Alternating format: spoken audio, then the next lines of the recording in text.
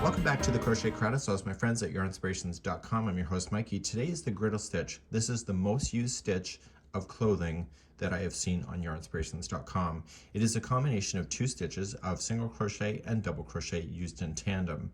I'm going to show you what this is. It is a multiple of 2 plus 1. So if you would like to do this pattern, just chain in multiples of 2 and then just add 1 to the other chain, to the chain.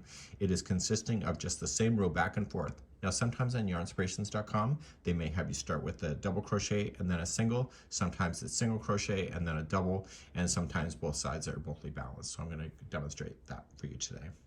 So let's begin. We're going to chain in multiples of 2 plus 1.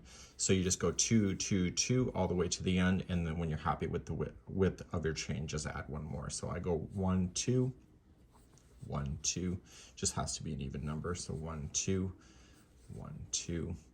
1, 2, and just put it up if you want a bedspread or something. You just lay the chain down just to be able to see how it looks, and then when you're happy with the width of it, just add one more and you'll have the balance. Let's start row number 1 next. So the way that we're going to design this or do this with you is that every row is exactly the same. Sometimes they have balance points on both sides, so therefore you need 2 sets of instructions. In this case, I'm only going to show you 1. So you're going to go second chain from the hook, turn it over, get the back hump because it will look nicer, and just single crochet. So whenever you start a row, it's always going to be a single crochet, but we'll cover that when we get there. The next chain will just be a double crochet. And you're going to alternate between the two, and I know you're probably thinking, well, how am I going to remember that? It does come to you naturally, eventually. So single crochet the next, and then double crochet the next.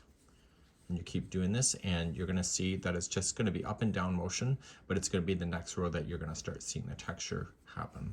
So I want you to go all the way across your chain, and the last stitch should be a double crochet if your stitch counts are right. So I'll see you at the end of the chain in just a moment. My last chain is a double crochet, and that's just keeping the counts. So you're always going to finish with the double crochet from the way that I'm showing you now. You're going to turn your work, and what we're going to do then is that you see that there's already texture going on. That's because the single crochet is forcing that double crochet to squat down. So because we finished with the double crochet, the first stitch up to start, you're going to chain 1 will be a single crochet. So then the next stitch has to be, yes, that's right, a double crochet. So you're still alternating between the two. Let me show you a little tip to keep it easier in your brain. See how this has a lot more material underneath it? That's a double crochet. So we have to put in a single crochet over there. And do you see how there's not a lot of material underneath this one? That's a single crochet, so it has to be a double that will sit over it. So these stitches are going opposite to what is below. So this has to be a single, and the next one has to be a double.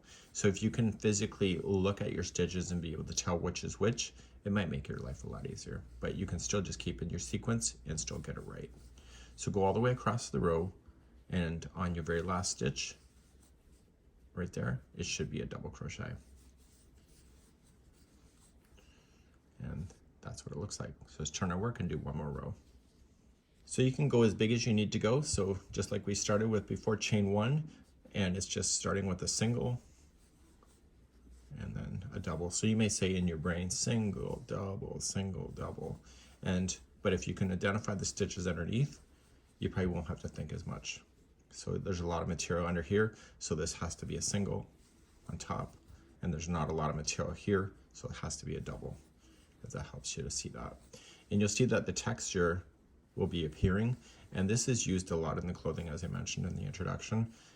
You'll see this a lot on Yarnspirations for most of their clothing because it actually does look good in crochet, and it takes away from the lines that typically would look like train tracks with crochet, and it does a really great texture, as you see, on both sides. So this is the griddle stitch.